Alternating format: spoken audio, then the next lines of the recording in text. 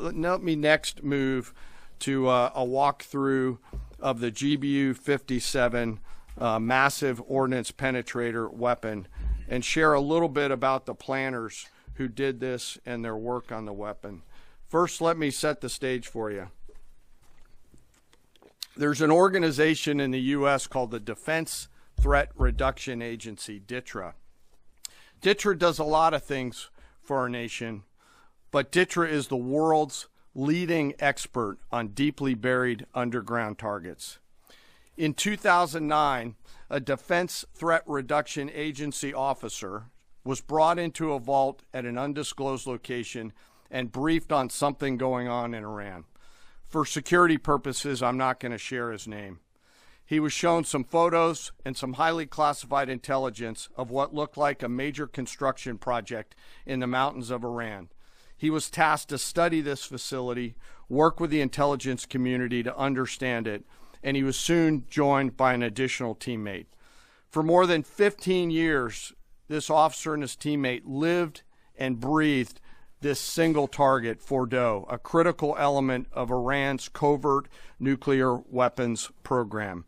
He studied the geology. He watched the Iranians dig it out. He watched the construction, the weather, the discard material, the geology, the construction materials, where the materials came from. He looked at the vent shaft, the exhaust shaft, the electrical systems, the environmental control systems, every nook, every crater, every piece of equipment going in and every piece of equipment going out. They literally dreamed about this target at night when they slept. They thought about it driving back and forth to work, and they knew from the very first days what this was for. You do not build a multi-layered underground bunker complex with centrifuges and other equipment in a mountain for any peaceful purpose. They weren't able to discuss this with their family, their wives, their kids, their friends, but they just kept grinding it out. And along the way, they realized we did not have a weapon that could adequately strike and kill this target. So they began a journey to work with industry and other tacticians to develop the GBU-57. They tested it over and over again, tried different options, tried more after that. They accomplished hundreds of test shots and dropped many full-scale weapons against extremely realistic targets for a single purpose: kill this target at the time and place of our nation's choosing. And then, on a day in June of 2025, more than 15 years after they started their life's work, the phone rang and the President of the United States ordered the B-2 force that you've supported to go strike and kill this target. Yesterday, I had the incredible honor and privilege of spending time with these two Defense Threat Reduction Agency officers who've given so much. One of them said, quote, "I can't even get my head around this. My heart is so filled with the pride of being a part of this team. I am so honored to be a part of this." To you both, thank you, and thank you to your families. Operation Midnight Hammer was the culmination of those 15 years of incredible work. The air crews, the tanker crews, the weapons crews that built the weapons, the load crews that loaded it. Before I run through this video today, I want to talk a little bit about weaponeering and what goes into an attack. Weaponeering is the science of evaluating a target. I mentioned all of those factors before that these two DTRA officers had thought about. Ultimately, weaponeering is determining the right weapon and fuse combination to achieve the desired effects and maximum destruction against a target.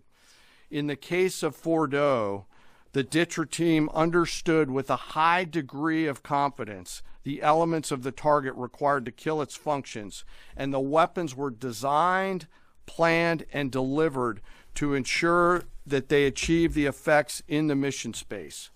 By the way, in the beginning of its development, we had so many PhDs working on the MOP program, doing modeling and simulation, that we were quietly and in a secret way the biggest users of supercomputer hours within the United States of America.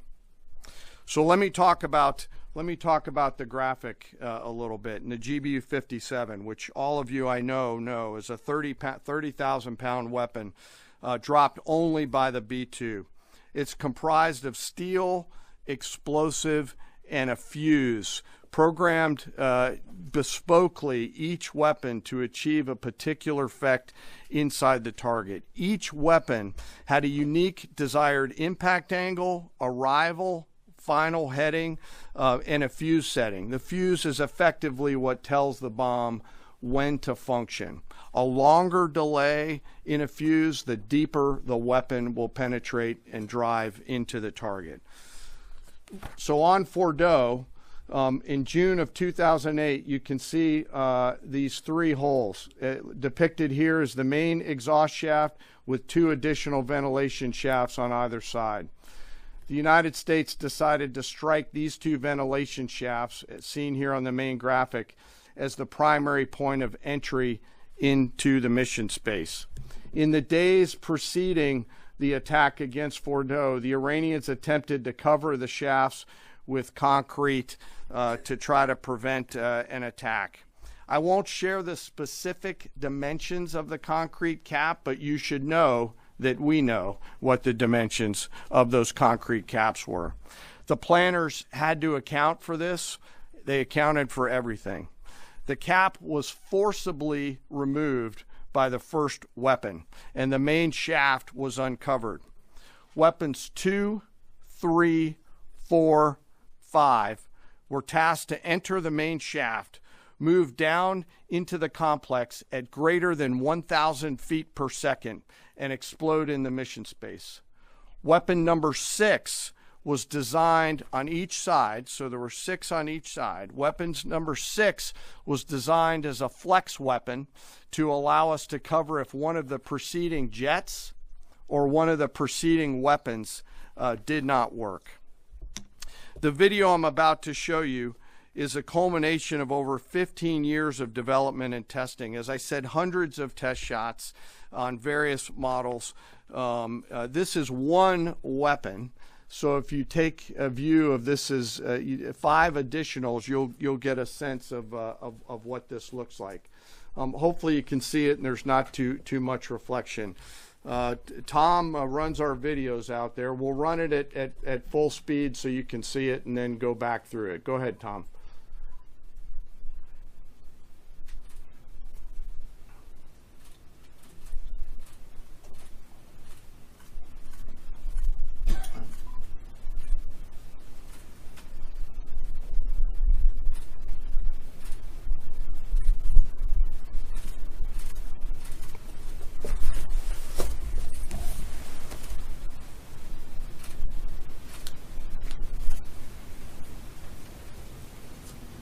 Keep it going for a minute. You'll see inside the mission space.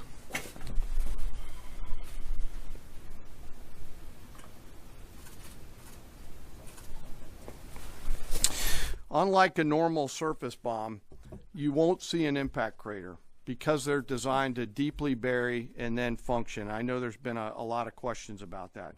All 6 weapons at each vent at Fordow went exactly where they were intended to go. A bomb has 3 effects that causes damage: blast, fragmentation, and overpressure.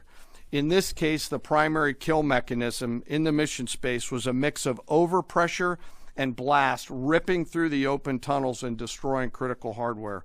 The majority of the damage we assessed based on our extensive modeling was a blast layer combined with the impulse extending from the shock. Imagine what this looks like 6 times over. A point that I want to make here: the joint force does not do BDA. By design, we don't grade our own homework. The intelligence community does. But here's what we know following the attacks and the strikes on Fordow. First, that the weapons were built, tested, and loaded properly. 2, the weapons were released on speed and on parameters. 3, the weapons all guided to their intended targets and to their intended aim points. 4, the weapons functioned as designed, meaning they exploded. And we know this through other means, intelligence means that we have, that were visibly, we were visibly able to see them. And we know that the trailing jets saw the first weapons function, and the pilots stated, quote, "This was the brightest explosion that I've ever seen. It literally looked like daylight." Let me now turn to the bomber crews themselves, give you a few details about them. The crews that attacked Fordow were from the active duty Air Force and the Missouri Air National Guard. The crews ranked from captain to colonel, and most were graduates of the Air Force Weapons School headquartered at Nellis Air Force Base in Nevada. I will state for the record that there is no beach volleyball or football at the Air Force Weapons School. There were male and female aviators on this mission, and a crew member told me when I talked to them on video the other day that this felt like the Super Bowl, the thousands of scientists, airmen, and maintainers all coming together. One last story about people. When the crews went to work on Friday, they kissed their loved ones goodbye, not knowing when or if they'd be home. Late on Saturday night, their families became aware of what was happening. And on Sunday, when those jets returned from Whiteman, their families were there. Flags flying and tears flowing. I have chills literally talking about this. The jets rejoined into a formation of 4 airplanes followed by a formation of 3 and came up overhead Whiteman, proudly in the traffic pattern, pitching out to land right over the base and landing to the incredible cheers of their families who sacrifice and serve right alongside their family members. Like I said, there were a lot of flags and a lot of tears. One commander told me this is a moment in the lives of our families that they will never forget. That, my friends, is what America's Joint Force does. We think, we develop, we train, we rehearse, we test, we evaluate every single day. And when the call comes to deliver, we do so. I could not be more proud standing up here today of our Joint Force. I'm filled with gratitude that I get to tell their story. And as we stand here right now, our forces remain on a high state of readiness in the region, prepared to defend themselves. And one last thing, our adversaries around the world should know that there are other DTRA team members out there studying targets for the same amount of time, and will continue to do so. Thank you very much. I apologize for the length.